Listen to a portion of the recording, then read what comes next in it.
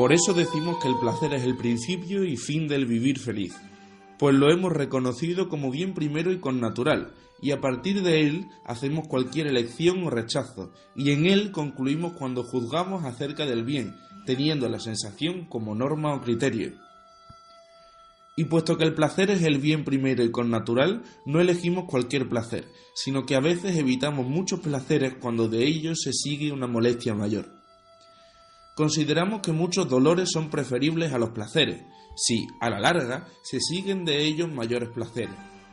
Todo placer es por naturaleza un bien, pero no todo placer ha de ser aceptado. Y todo dolor es un mal, pero no todo dolor ha de ser evitado siempre. Hay que obrar con buen cálculo en estas cuestiones, atendiendo a las consecuencias de la acción, ya que a veces podemos servirnos de algo bueno como de un mal, o de algo malo como de un bien. Bienvenidos, amantes del saber. Esto es Radio Filosofía.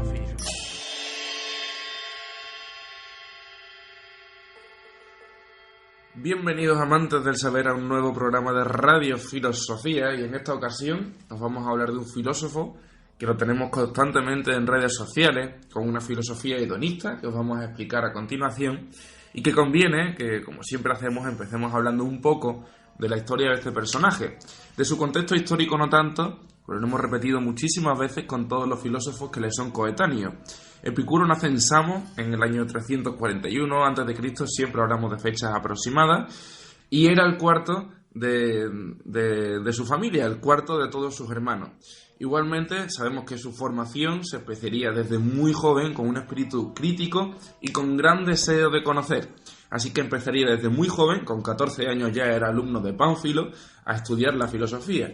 De Pánfilo recordemos que era discípulo de Platón, así que ya lo podemos enfocar dentro de toda la misma corriente histórica que estábamos hablando con anterioridad, con los clásicos filósofos griegos que todos conocemos.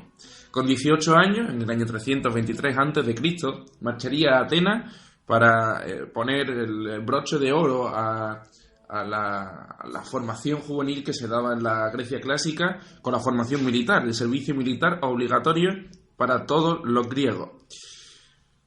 Permanecería en Grecia hasta 10 años y allí estudiaría con Nausífanes, un filósofo atomista, discípulo de Demócrito y de Pirrón, cuestión también muy importante para el desarrollo posterior que vamos a ver de su vida, sobre todo en relación a estos atomistas de los que estamos hablando. La parte más importante de su vida llega cuando llega a la ciudad griega de Mitilene, en Lesbos, en el año 311 a.C., que va a ser la primera escuela de filosofía en la que se va a empezar verdaderamente a desarrollar. Posteriormente también estaría en otras ciudades como Lámpsaco, donde permanecería 4 años con gran actividad y rodeado de filósofos como Idomeneo, Metródoro o Colotes, entre otros. Pero el punto de inflexión, sin lugar a dudas, de la vida de Epicuro llegaría cuando establece su escuela llamada El Jardín. Esto lo haría a la edad de 35 años, en torno al año 306 a.C. Esto sería ya en la ciudad de Atenas, en el centro intelectual, centro filosófico, no ya solo de Grecia, evidentemente, sino de todo Occidente, prácticamente del mundo. Recordemos que la filosofía, tal y como la conocemos a día de hoy, apenas había empezado a nacer cuando Epicuro ya estaba tomando en herencia todos aquellos saberes que le habían sido llegados en la mayoría de los casos por tradición oral. Muy poquitos escritos eran los que le podrían haber llegado a Epicuro. Aún así, su obra también sería extensísima y la podemos conocer de la mano de Diógenes Laercio, que sabemos que 600 años después de la muerte de Epicuro, en torno al siglo III, siglo IV después de Cristo, nos haría un resumen de toda la filosofía griega que había habido hasta el momento, y de esta manera Diógenes Laercio nos sirve como gran historiador de todos estos sabios de la Grecia de entonces. Muere finalmente en torno al año 270 a.C., contando 72 años de edad, dejándole su escuela a Emarco de Mitilene, y como curiosidad, en la escuela de Epicuro, en este jardín, se permitía la entrada de mujeres, también se permitía la entrada de esclavos, y justo antes de morir debido a una enfermedad en el riñón, seguramente por una piedra que le impedía orinar y que le acabaría causando una infección mortal, justo antes de morir, decíamos, acabará dando la libertad a 4 de los esclavos con los que compartía escuela y que, por supuesto, hasta entonces le estaban sirviendo a él. Ya empezamos a reconocer parte de la filosofía de Epicuro, viendo cómo se desarrolla biográficamente, vitalmente, y cómo acaba justo en su lecho de muerte dando libertad a personas que no disponían de ella. Dicho esto, vamos a adentrarnos de lleno en la filosofía de Epicuro y lo vamos a hacer pasito a paso. Vamos a ir poquito a poco desde ese jardín hasta el más absoluto hedonismo. Bienvenidos a Radio Filosofía.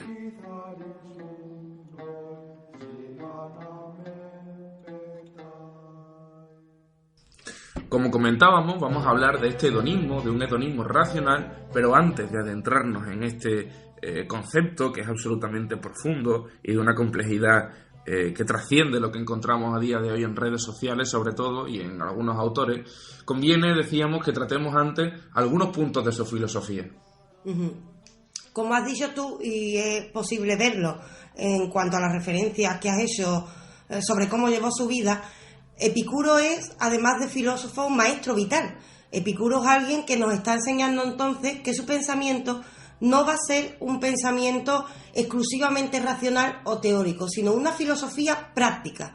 Esta ética que nos va a traer, conocida como hedonismo, se caracteriza precisamente por ello, por tener una aplicación a nuestra vida ordinaria. Por ello, a veces, como has dicho, su mensaje se ha simplificado en las redes o a través de ciertos autores que han creído que hedonismo es igual a placer en el sentido de sexo, droga y rock and roll, cuando no es el caso. Hablamos de un filósofo que trabajó bastante sobre los autores anteriores y que hizo un corpus, un pensamiento muy rico que le llevaba racionalmente hacia un hedonismo muy especial en el que nos vamos a centrar. Pero, por supuesto, tal y como has dicho, antes hay que hacer un repaso por algunos elementos de su filosofía que le llevaron a deducir que la vida humana realmente tenía como objetivo la felicidad. Y entonces la ética debía ser una ética práctica que estuviera enfocado a ello. ¿Qué significa esto? Significa que si acuden nuestros oyentes a programas como el de Platón, por ejemplo, se darán cuenta que Platón es un autor racional, teórico, que habla sobre, por ejemplo, qué podemos conocer. Cuando Platón habla de ética, parece que habla de un ser humano muy lejano a la vida ordinaria. Sin embargo, cuando Epicuro habla de ética, nos suena bastante todo lo que dice, porque su objetivo precisamente es que aprendamos a vivir tal y como hemos visto que le ocurrió a él en su vida, con lo cual debemos separar a Epicuro de pensadores como Platón, que eran más racionales y más teóricos, y ahondarlo un poco más o acercarlo un poco más a otras filosofías como la cínica, que estaban enfocadas a darnos unas directrices, entre comillas, de cómo llevar una buena vida. En esto nos vamos a centrar, pero como decía, vamos a parar antes a analizar qué temáticas tenían importancia para entender esta ética al completo. El primer elemento de la filosofía que encontramos y que también nos va a recordar a otros filósofos, como vamos a decir enseguida, es la gnoseología. Nos referimos a la teoría del conocimiento, que también nos suena de la figura que comentaba Raquel, que no es otro que el mismísimo Platón. ¿Qué puedo llegar a conocer? Pues aquí lo que estamos viendo es un empirismo también. Conocemos a través de los sentidos. Los sentidos son la fuente de la información que nosotros podemos obtener, pero no se nos puede olvidar también que para la abstracción vamos a requerir de imaginación y de memoria. Desde aquí podremos llegar al conocimiento. Y esto de obtener también el conocimiento a través de la imaginación y de la memoria son cuestiones que filósofos posteriores mucho más cercanos a nosotros que Epicuro también nos van a desarrollar. Epicuro ya estaba tratando cuestiones radicalmente importantes en este ámbito de la gnoseología. En este ámbito de la teoría del conocimiento encontramos lo cierto que una perspectiva bastante moderna. Lo que hemos dicho de combinar los sentidos con la imaginación están autores como Kant, sino que acudan al programa que hicimos de él dedicado precisamente a la teoría del conocimiento de Kant y resulta que encontramos esto. Es cierto que con Kant mucho más desarrollado, ya que tiene mucha más bibliografía a la que acudir. No es el caso de Epicuro, pero es cierto que se está adelantando, entre comillas, a su tiempo, aunque no obstante, cabe decir también que tampoco es una auténtica novedad. Más bien lo que se da es una conjunción de filosofías. Y me explico.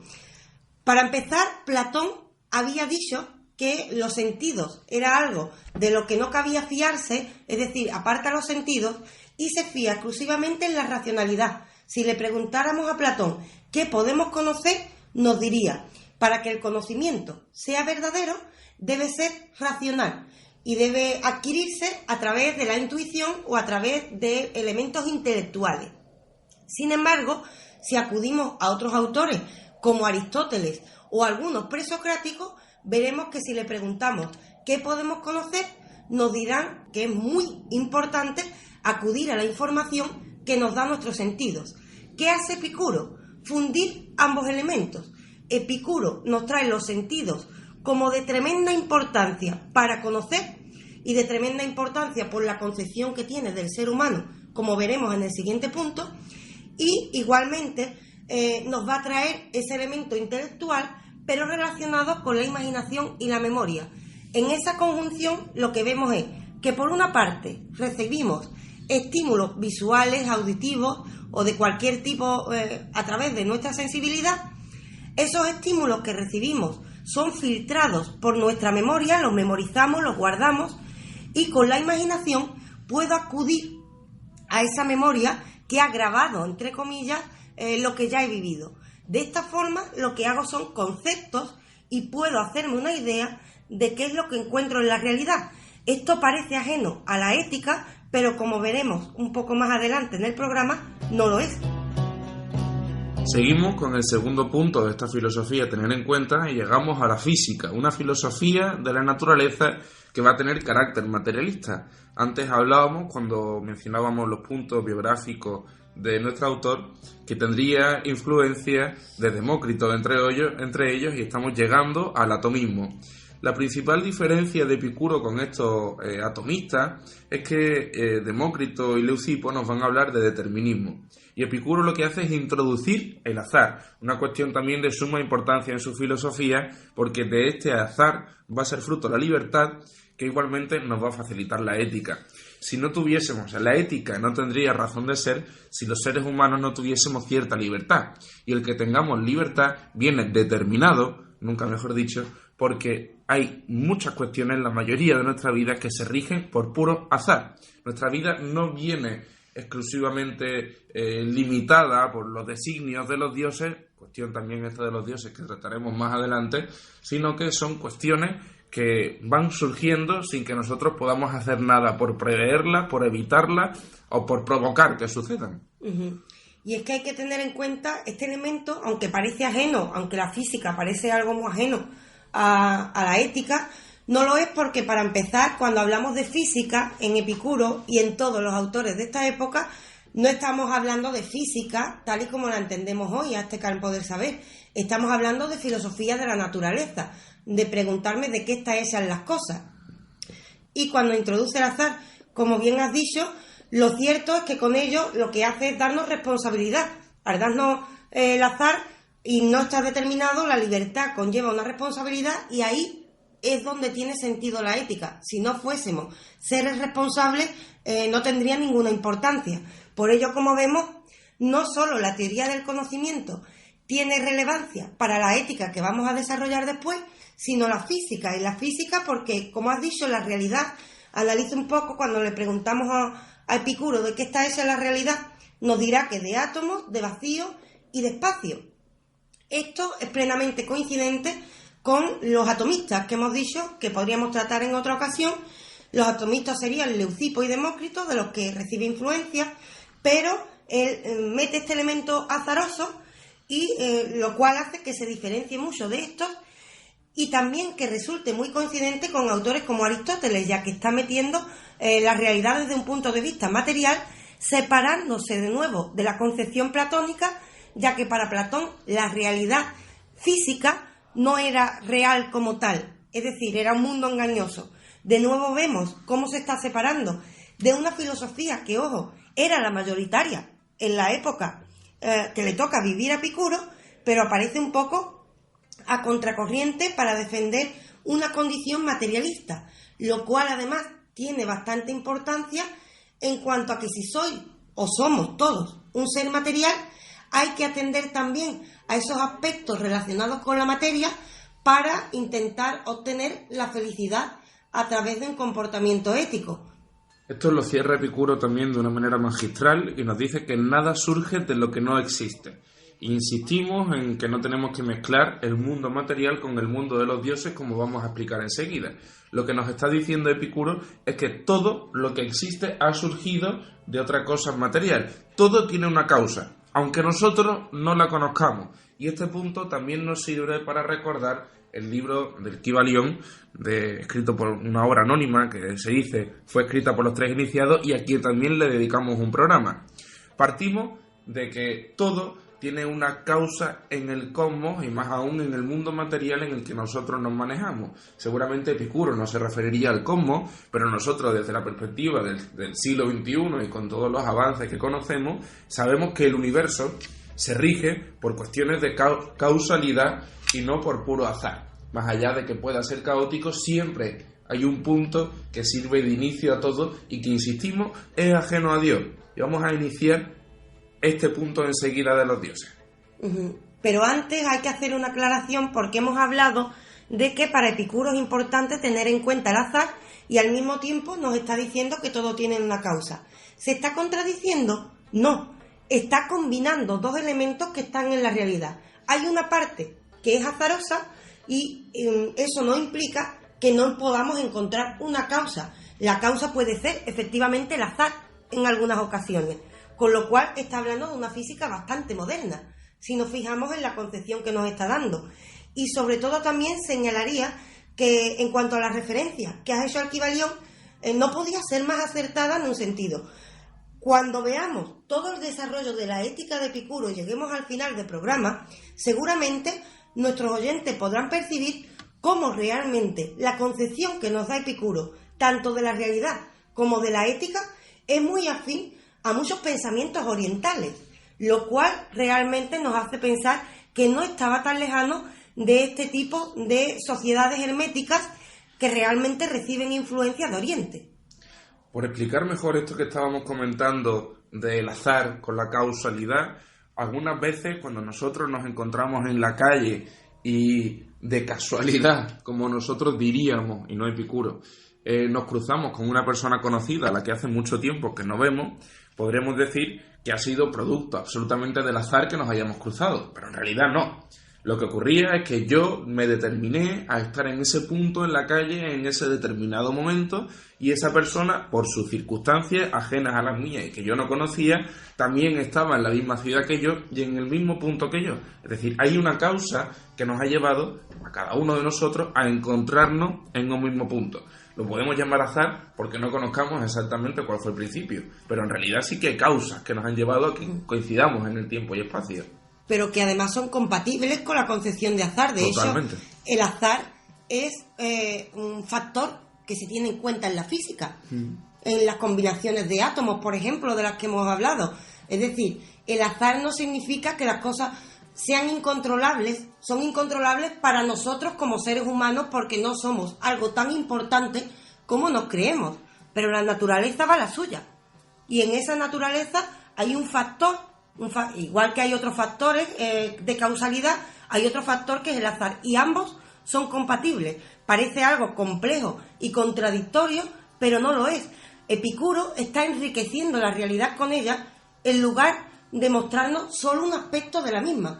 Por ello, por una parte nos da una filosofía racional, que sería la relacionada con la causalidad, y por otra parte una filosofía muy práctica, porque se está metiendo en lo que años más tarde llamaremos el mundo de la vida, que no depende de los deseos humanos, por ejemplo.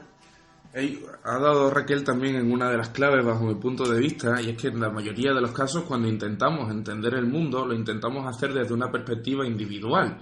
Y cuando hablamos del mundo desde una perspectiva materialista, tenemos que intentar abstraernos a nosotros mismos y ser nosotros parte de los personajes que están interactuando en el mundo, ya no solo como personas individuales, sino también con el resto de objetos. Para entender mejor el mundo tendríamos que tener una perspectiva parecida a la que se tiene cuando se está jugando a los Sims. Tenemos que intentar verlo desde arriba a sabiendas que nosotros también estamos incluidos dentro de ese mundo.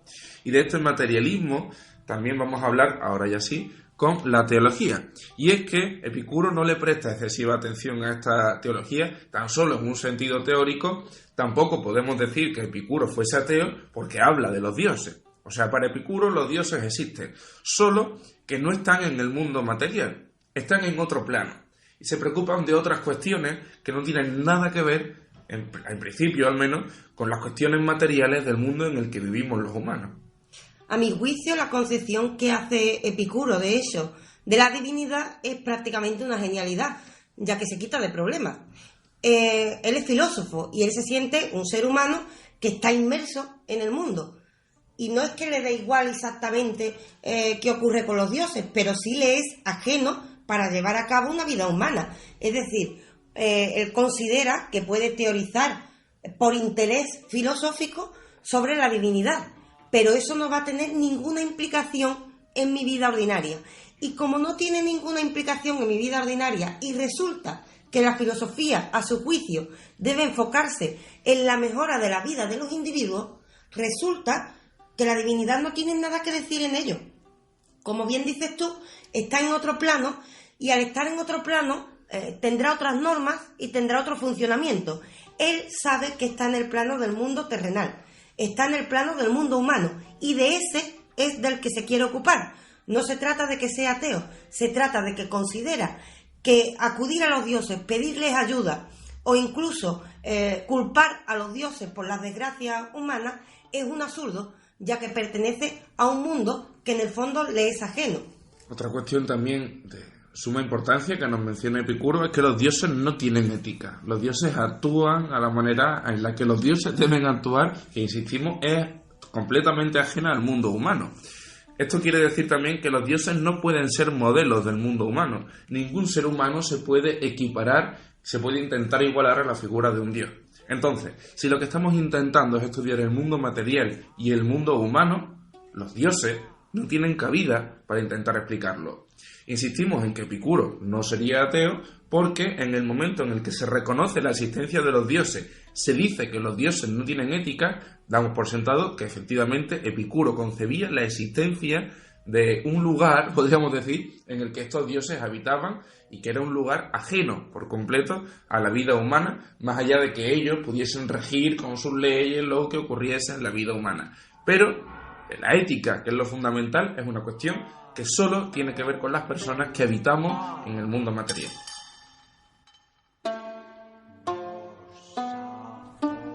Y ahora ya sí, llegamos al hedonismo. Y aquí, bueno, supongo que todos estaréis pensando en aquello del placer por placer, de llevarlo al extremo, y puede que después de lo que hemos comentado de la figura de Epicuro, penséis de esa manera y no podréis estar más equivocados, porque es nada más lejos de la realidad. Lo que estamos hablando es ciertamente de un hedonismo racional. Esto es filosofía, no vamos a ir estrictamente al placer por el placer. Esta filosofía tiene como objetivo llamar al ser humano hacia la felicidad, pero con una serie de condiciones, de condicionantes, y entre ellos va a quedar este equilibrio del que también nos hablaría Aristóteles, más o menos en época coetánea a la que estamos hablando de Epicuro. Pero vamos a ir intentando resumir punto por punto cómo Epicuro nos habla del hedonismo y cómo nos habla de la manera de alcanzarlo desde una perspectiva racional. Sí, creo que ha señalado un elemento de tremenda relevancia que se resumiría en, no señores, Epicuro no era un Rolling Stone. Epicuro no era Mick Jagger ni nada por el estilo.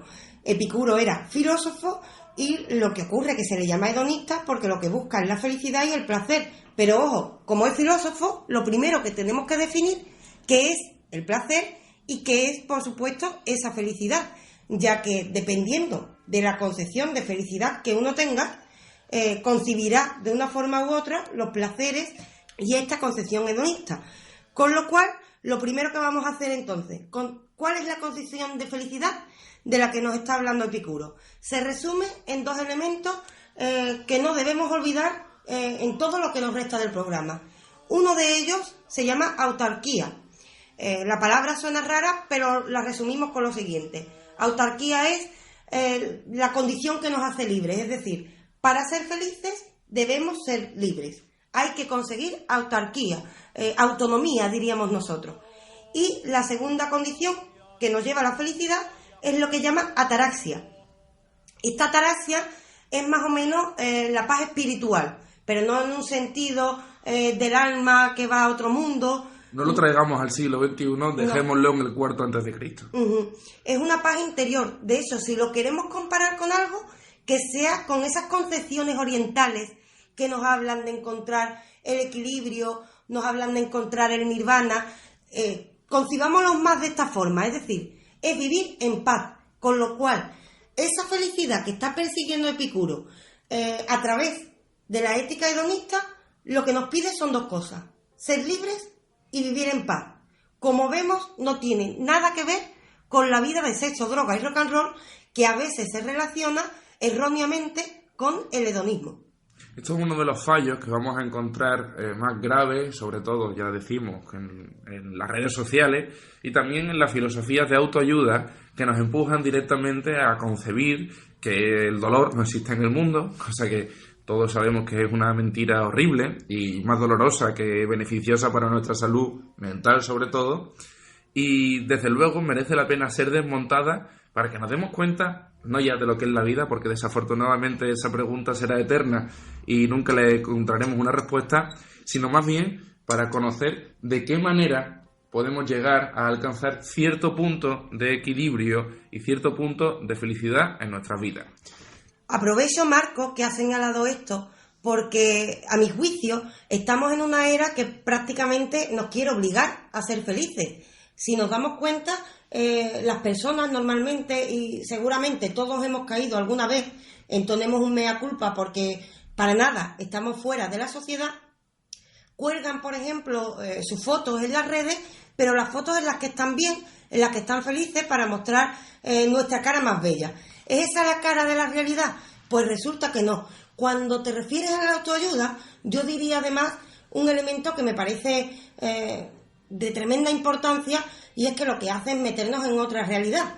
Cuando nos mete en otra realidad y nos hace aspirar a lo imposible, que es ser feliz todo el tiempo, o triunfar con todo lo que hacemos, siempre vamos a estar insatisfechos, ya que con autoayuda lo que se nos dice es pon todos tus esfuerzos, que de una manera u otra, por ejemplo, vas a triunfar. Pues resulta que no, resulta que hay que estar preparados para el fracaso, y de todos los intentos que hagamos en nuestra vida, quizás solo consigamos 2 cosas de 10 que hemos intentado, pero aceptamos el fracaso como otra parte más de nuestra vida para aprender y disfrutar de los pequeños éxitos que obtengamos. Pero no podemos estar a expensas de conseguir siempre la felicidad o conseguir siempre ciertos ideales que en realidad nos están llevando a cosas que muchas veces no se pueden conseguir, porque tengamos en cuenta lo que dice Epicuro: hay elementos azarosos que no dependen de nosotros, con lo cual no siempre seremos culpables cuando no conseguimos lo obtenido. Cuando un autor de autoayuda nos dice que haciendo 4 simples pasos conseguiremos el objetivo, si seguimos esos pasos y no los conseguimos, de repente nos podemos sentir culpables o torpes porque resulta que he seguido todas las líneas y no lo he conseguido. Epicuro nos diría: cuidado, no desesperemos, aceptemos ese fracaso porque forma parte de la vida, y además tengamos en cuenta el azar. No es lo mismo las circunstancias de una persona que vende millones de libros de autoayuda que las circunstancias de una persona con una vida mucho más humilde y que se encuentra enfrentado a muchas más dificultades. Hay que vivir dentro de la realidad. Sin lugar a dudas, la felicidad no es matemática, 1 más 1 no es igual a la felicidad. Eso es lo que se nos intenta vender con la autoayuda, y como nos decía Raquel, la felicidad depende de cada uno de nosotros y es un trabajo estrictamente personal el que consigamos encontrar, si no la felicidad, algo semejante, algo parecido a lo que nosotros podemos concebir individualmente como felicidad. Pero siguiendo con la línea del programa, vamos a buscar la felicidad a través del hedonismo racional que nos presenta Epicuro, y uno de los primeros pasos que nos presenta Epicuro precisamente es que los miedos deben desaparecer. Vamos a analizar exactamente qué son los miedos y de qué manera se refería Epicuro a ellos. Sí, lo primero de lo que hay que desprenderse, según Epicuro, para alcanzar esa felicidad que recuerdo de nuevo, está relacionada con conseguir la libertad y la paz interior, la paz de espíritu que diríamos en nuestra vida ordinaria. Lo primero es eliminar los miedos, pero no nos está dando, como hemos dicho antes, unas directrices de autoayuda. Como veremos, la concepción que tiene de esto Epicuro es bastante racional y sí que acude a elementos que están en todos los seres humanos y que tienen un efecto práctico en nuestra vida ordinaria. Hay varios tipos de miedos que señalará Epicuro y de los que hay que desprenderse, como he dicho, para conseguir esa felicidad y llevar a cabo una vida hedonista. El primer miedo del que hay que desprenderse es el miedo a los dioses. Los dioses, recordémoslo, viven en su propia armonía en un mundo que no es el material y por tanto no tenemos que temer la actividad de estos dioses en nuestra vida, porque la vida mundana, la vida que está atada al mundo material, va a depender exclusivamente de aquellos seres que habitan en ese mundo material. Yo sobre esta concepción además destacaría algo que me parece que está muy cerca de la genialidad, y es que antes de que llegue la concepción cristiana, que hace mucho hincapié en la culpa, por miedo precisamente al castigo divino, ya Epicuro había avisado de que no hay que tenerle miedo al castigo divino y a la culpa, porque resulta que como la divinidad está en otro plano, nosotros le importamos lo mismo que le puede importar un algo o un mosquito. Nosotros no somos nada para esa divinidad. No hay que tener miedo, por tanto, a esa culpa. Lástima que no hicimos caso de la concepción de Epicuro y sí que caímos durante muchos años y aún sigue con actitudes que están condicionadas por ese miedo al castigo o incluso la culpa interior que llevamos muchas veces innecesariamente.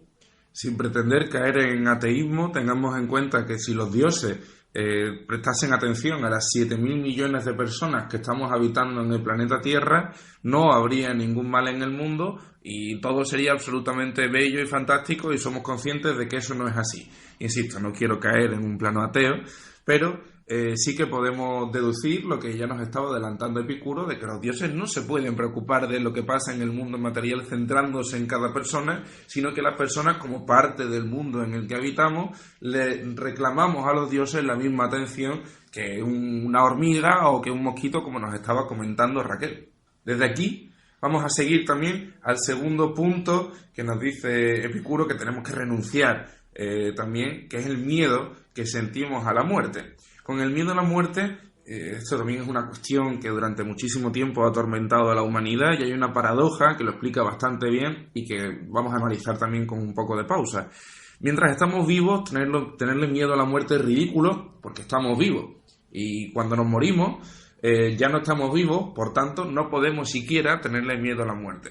Ahora habrá quien nos diga que ya no hay miedo a la muerte en tanto y cuanto que estamos vivos por nosotros mismos, sino por las personas que nos rodean. Pero eso no es miedo a la muerte, eso es miedo a la pérdida, miedo al perder una figura que hemos considerado cercana a nosotros y que nos daba pues cierta tranquilidad o nos reportaba cierto conocimiento extra que nosotros no pudiéramos adquirir. Pero esto al fin y al cabo no es solo la muerte. Si una persona, si nuestra madre se va a vivir a China sin ningún tipo de conexión a internet, sin un teléfono móvil, y no volvemos a saber nada de ella, no habrá muerto, sino que habrá desaparecido, y la sensación será la misma que tuviéramos en el caso de que hubiera muerto. Es decir, el miedo cuando una persona cercana a nosotros muere no es por la muerte en sí, sino por la desaparición y por el perder esa cercanía, ese cariño, ese amor que hemos tenido durante al menos una gran parte de nuestra vida, durante toda nuestra vida, si seguimos con el ejemplo de una madre. Sí, en cuanto a esto que estás señalando, es que hay que diferenciar entre el miedo a la muerte y el miedo al dolor. Y precisamente el miedo al dolor será el siguiente punto que veremos, que analizaremos. Pero antes destacaré que cuando habla del miedo a la muerte hay que tener en cuenta algo que es tremendamente cierto. La muerte solo se vive en primera persona. Nosotros podemos vivir el dolor de la pérdida de un familiar o cualquier otra persona, pero en realidad la muerte es la única vivencia que es completamente íntima, y esto es algo que señalará Unamuno años más tarde. Y es que de mi muerte es algo que solo viviré yo. Los otros serán testigos de lo que me está ocurriendo, pero nunca vivirán eso. ¿Tengo que tener miedo a morirme? Pues resulta de que si partimos de la base de que somos un ser material, la muerte para Epicuro significa el fin del mundo de la sensibilidad. Es decir, la materia, el cuerpo, ha dejado de funcionar y se acaba la sensibilidad. Si somos materia y esa sensibilidad es la que nos lleva al dolor, cuando estamos muertos no nos puede doler nada, porque se ha acabado la materia y se ha acabado la sensibilidad. Con lo cual, la muerte, mientras nosotros vivimos, no ha llegado, y cuando llega no nos hemos enterado porque resulta que ya se acabó el mundo. Tenerle miedo a la muerte, por tanto, nos lleva al absurdo. Sin embargo, sí es cierto que a todos nos acusa, como tú has estado señalando, ese otro miedo que se confunde con él y que sería el siguiente, que hay que eliminar, que es el miedo al dolor. Estar vivo, efectivamente, implica sentir dolor y tenemos que ser conscientes de que el dolor llega y pasa. En pocos casos un dolor va a permanecer hasta el último momento de nuestra vida. Hay dolores que desde luego sí que pueden durar toda la vida de una persona, como por ejemplo esta pérdida que estábamos hablando de un ser que no sea estrictamente querido, pero son cuestiones que pasan en la vida. En la vida siempre tenemos que ser conscientes de que va a haber ciertas circunstancias que no nos van a agradar. Esto es la vida. No podemos pensar, como se nos dicen los libros de autoayuda también, siguiendo con ese ejemplo tan perjudicial para el ser humano, que somos capaces de superar todo, absolutamente lo que nos ocurra, dejarlo de lado, renunciar a todo el dolor y vivir exclusivamente en la felicidad. Señores, señora, esto desgraciadamente no existe. Es imposible alcanzar un estado de éxtasis tal en el cual no nos importe nada de lo que ocurra, no ya solo con nuestro cuerpo, con nuestro espíritu, por llamarlo de alguna manera, sino también con las circunstancias de las personas que nos rodean. En este punto habrá personas que digan, ¿no me está diciendo Epicuro que si elimino estos miedos llegaré a la paz interior? Sí, pero como has dicho tú bien, no estamos hablando de que eso implique que no vayamos a vivir dolor. En realidad lo que Epicuro está haciendo es prepararnos para cómo afrontar el dolor. ¿Cómo afrontarlo? Con aceptación. Debemos aceptar que si la vida implica placer, también implica el contrario, implica momentos de dolor. Para que el dolor no le gane la batalla a la vida y no podamos hacer de nuestra existencia una existencia realmente satisfactoria, debemos aceptar esos momentos dolorosos y utilizarlos para aprender de ellos, para que luego esa enseñanza sí nos pueda llevar realmente al disfrute de la vida que estamos teniendo. Con lo cual, en realidad nos está preparando para decir, ojo, hay que eliminar estos miedos, pero eliminar estos miedos no lo es todo. También habrá que hacer en el futuro, una vez eliminados estos miedos, un trabajo de aceptación cuando llegue el dolor, cuando llegue el fracaso y cuando lleguen momentos en los que no somos plenamente felices, porque no podemos ser felices las 24 horas del día. Todo esto también, porque evidentemente son cuestiones que se dan la mano, nos lleva a algo de lo que también hemos hablado ya, y es el miedo al futuro, el miedo a lo que pueda ocurrir mañana o el miedo a lo que me pueda ocurrir dentro de 5 minutos. Epicuro cree en el azar, así que todo, desgraciadamente para nosotros, no depende de lo que nosotros hagamos o dejemos de hacer. Entonces, si todo no depende de nosotros y depende de una serie de circunstancias que pueden ser azarosas o causales, no podemos estar pendientes siempre de lo que va a ocurrir mañana.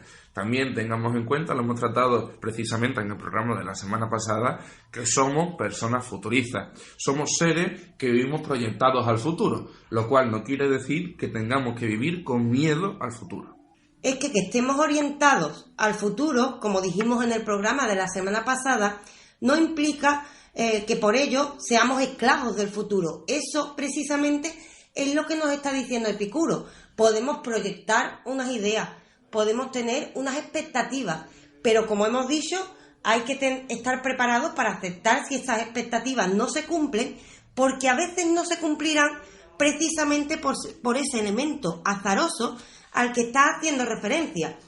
En el fondo, cuando dice que hay que eliminar el miedo al futuro, no significa que debamos vivir en el carpe diem, es decir, no nos preocupemos por el mañana. Tampoco es eso. Lo que nos está diciendo en realidad es no seamos esclavos del mañana ni de nuestros deseos, porque puede que las cosas, y seguramente será así, no ocurran tal y como estaban pensadas, pero aunque no ocurran como estaban pensadas, como previamente hemos dicho que estoy preparado para la aceptación, aceptaré también para que las cosas ocurran de manera diferente.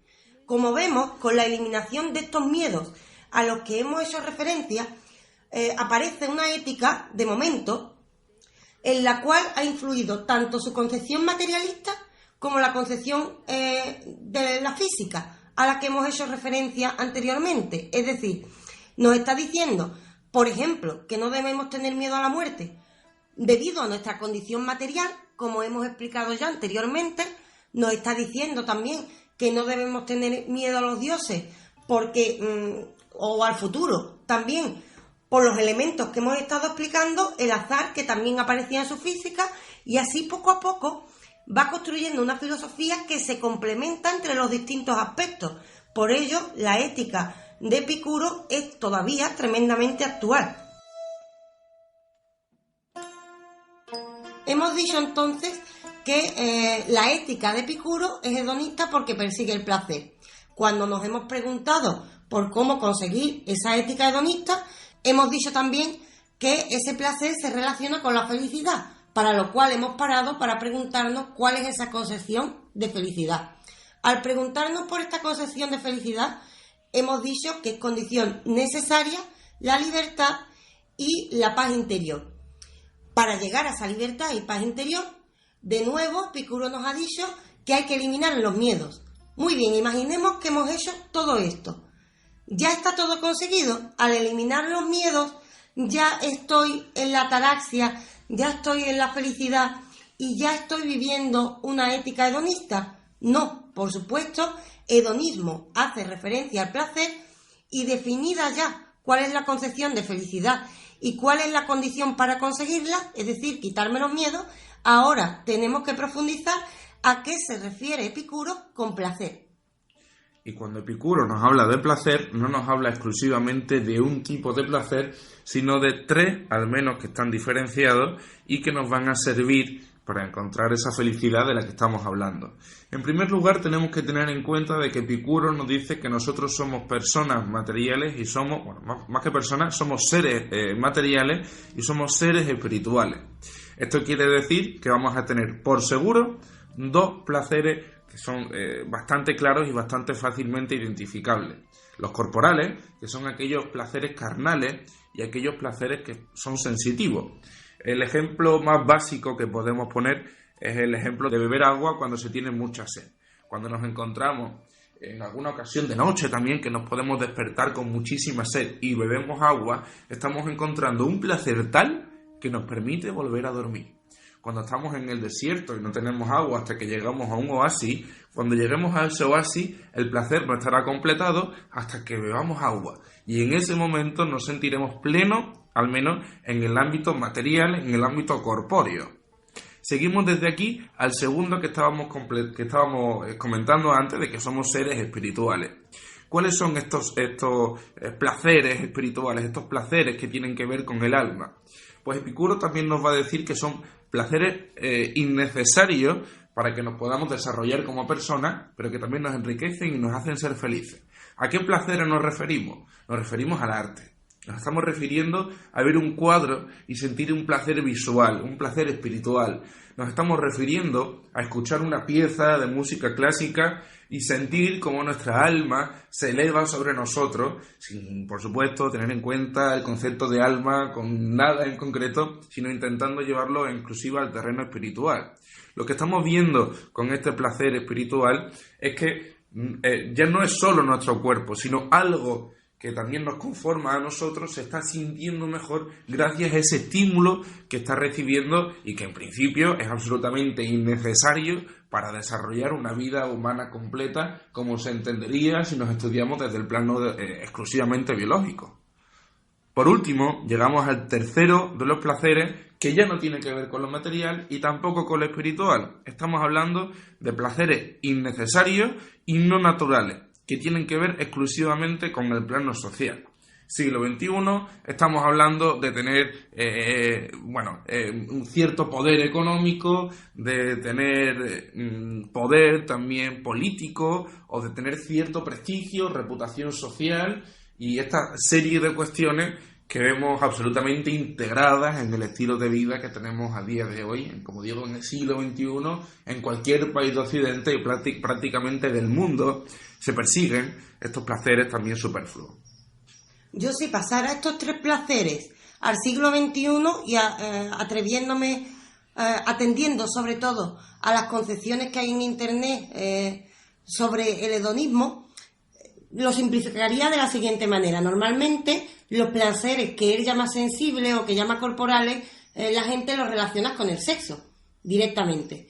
Pues bien, realmente cuando Epicuro habla de saciar los placeres corporales, el sexo es cierto que queda incluido, pero hay que tener en cuenta que hablamos de un filósofo y hemos hablado de que busca una paz interior, con lo cual ya veremos cómo, para acabar, nos dirá que es necesario un equilibrio. Es decir, no nos está diciendo, él de repente aparece, tal y como hemos dicho desde el principio en el programa, enfrentado a Platón, ya que Platón, por ejemplo, los placeres corporales creen que nos aleja de la verdadera felicidad a la que solo llegamos a través del intelecto. Para Epicuro no, para Epicuro, mucho más afín al mundo contemporáneo, al mundo que estamos viviendo, sí que hay que meter en nuestra vida placeres corporales. Con lo cual, en cierta medida, las concepciones que encontramos en Internet que relacionan este placer corporal con el sexo también, pero también están mal en cuanto a que tampoco está hablando, como hemos dicho también, de sexo, droga y rock and roll. Está hablando de que es necesario saciar estos placeres, pero teniendo en cuenta siempre, como tú has señalado bien, que eso es nuestra parte animal, nuestra parte biológica, pero además de ello somos personas, con lo cual esa persona necesariamente se enriquece con cosas que no tienen relevancia para la supervivencia, pero sí para sentirnos seres humanos, como son el arte o como es la propia filosofía, que él mismo relaciona con conseguir la felicidad. Sin embargo, si seguimos en la línea del siglo XXI, cuando habla de placeres superfluos, yo lo relacionaría bien con la obsesión que existe hoy en día a veces por tener muchos seguidores, por ejemplo, en la red. De repente nos volvemos esclavos para mostrar nuestra mejor cara, para así conseguir seguidores, cuando esto en realidad no nos aporta nada, exceptuando, la persona que tenga un negocio o que tenga un sentido realmente. Pero tenerlos por ser populares es ser esclavos de los condicionamientos sociales, y esto es lo que le molesta a él. Esto es lo que cree que impide una verdadera felicidad. Los condicionamientos sociales no nos permiten llegar a lo que hemos dicho antes, la autarquía. La autarquía, que se relacionaba con la libertad, es necesaria para conseguir la felicidad y para vivir el placer, con lo cual debemos separar de lo social o los condicionamientos sociales para conseguir estos objetivos. Y también hay que tener en cuenta, como he dicho, que aunque su concepción es diferente a la platónica, él nos dirá, bien, hay dos placeres a los que hay que atender, los corporales y los que llamaríamos relacionados con nuestra condición de una mente unida a un cuerpo. Pero ojo, siempre destaca que para poder disfrutar de esos elementos es necesario algo que nos sonará en otros filósofos como Aristóteles, que también aparece él. Y no es otra cosa que la fronesis, la prudencia, es decir, elegir el punto medio entre el exceso y el defecto. Disfrute usted, por tanto, del sexo, pero cuidado con convertirse en ninfómano. A esto precisamente se referiría Epicuro. Hay que encontrar el equilibrio para hacer de nuestra vida algo rico y poder disfrutar de todas las posibilidades que ésta nos ofrece. Hay un ejemplo en cuanto a este equilibrio que nos cuenta magistralmente Hermann Hesse. Hermann Hesse, del que hablaremos también dentro de 2 semanas, le vamos a dedicar un programa tremendamente especial. Y el ejemplo que pone Hermann Hesse en su libro de Siddhartha es que cuando la cuerda está demasiado tensa, es un instrumento de cuerda, estamos hablando evidentemente, cuando la cuerda está demasiado tensa se corre el riesgo de que se rompa. Y cuando la cuerda está demasiado floja, evidentemente el instrumento no tocará bien. Para que un instrumento de cuerda funcione como tiene que ser y pueda hacer una música bella, lo que necesitamos es que la cuerda tenga justo la tensión que tiene que tener para darnos la melodía y para que corra el menor riesgo posible de romperse. Esto es un ejercicio que es un instrumento de cuerda muy fácil, porque se nos dan las herramientas para desarrollarlo, pero sin lugar a dudas en nuestra vida no es tan sencillo porque no depende exclusivamente de una clave que tengamos que mover, sino que depende de un alto número de condicionantes en los que vivimos sumergidos y que sin duda tenemos que aprender a manejar. Este aprendizaje no se acaba nunca, es un aprendizaje eterno. Todos somos eternos aprendices e incluso una persona con 90 años tiene que enfrentarse a problemas, a circunstancias que hace 40 años le serían absolutamente inaccesibles para empezar e inimaginables el que tuviese que plantearse cómo solucionar aquello que le vendrá cuando cumpla 90 años. Esto, por ejemplo, la cuestión básica, la cuestión central, es que siempre vamos a tener que estar persiguiendo esa felicidad y siempre vamos a tener que estar ajustando aquellos puntos, aquellas circunstancias de nuestra vida que nos lleven, o que tenemos que orientar, mejor dicho, hacia ese equilibrio que es la piedra angular del edificio que tenemos que construir con nosotros mismos. Sí, pero ojo, aunque siempre vamos a estar persiguiendo esa felicidad, Él nos avisa. Y nos avisa, como hemos dicho ya, y con esto ya acabaríamos su concepción ética al completo. Nos avisa de lo siguiente: aceptación, lo hemos dicho antes. Es decir, vamos a perseguir una felicidad, pero con aceptación de que no va a estar de manera constante. Es decir, no se convierte en un objetivo que nos provoque agonía. Se puede perseguir la felicidad desde una paz interior si tenemos esa libertad y si, por supuesto, encontramos el equilibrio de nuestras acciones y, por supuesto, nos guiamos por ese hedonismo, esa necesidad de placer de una manera equilibrada. Eso sí, hemos dicho cuáles son los tipos de placeres, pero ¿qué sería exactamente el placer para Epicuro? Directamente, su definición es tan simple como que el placer es la ausencia de dolor. Esto no significa que vayamos a vivir, como hemos dicho, sin dolor. No, significa que cuando llegue el dolor, yo lo aceptaré desde la paz que debo tener, para saber que eso es un elemento necesario en mi vida para aprender. Y una vez ocurra esto, yo desde mi paz interior, sé que suena rara la palabra paz interior en este aspecto porque es muy oriental, pero más o menos eso sería la definición de ataraxia. Pues bien, yo desde esa actitud estaré preparada para pasar equilibradamente esos momentos de dolor, pero no tendré una vida de dolor en sí. A esto se refiere con tener una vida hedonista, encontrar, por una parte, el equilibrio, tener aceptación para no creernos que vivimos en el país de los Teletubbies y somos felices 100% al día. No, no se trata de eso. Nosotros vamos a perseguir esa felicidad, pero de manera equilibrada y siendo conscientes de la realidad que nos rodea, siempre teniendo como medida la moderación. El hedonismo racional, podríamos decir, en este caso, que se resume en tener en cuenta nuestra naturaleza e igualmente nuestro intelecto. Se basa también en una aceptación, en un equilibrio, en una madurez y en un concepto que es precioso, que es la generosidad. Así bien, todos estos conceptos que estamos tratando se van a adquirir, como ya hemos dicho, a través del conocimiento que se adquiere a través del estudio, y ya no solo del estudio de aquellas cosas, aquellas cuestiones que podamos encontrar en los libros o en los documentales, sino también el estudio de nuestras propias experiencias.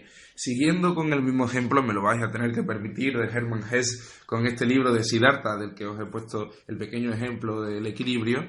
Lo que pasa con Siddhartha en este libro es que él va probando distintas maneras de encontrar la paz interior, la ataraxia de la que también nos habla Epicuro, y finalmente se da cuenta de que ninguno de los métodos que ha intentado antes le funcionaba y sabe que no le funciona porque los ha experimentado. Y finalmente, gracias al estudio de aquellas cuestiones en las que él pudo profundizar y gracias al estudio de su propia experiencia, concluyó que la mejor solución para su vida, para encontrar la ataraxia y también la autarquía, que la encontramos en Siddhartha, en Hermann Hesse, se encuentra en ser barquero.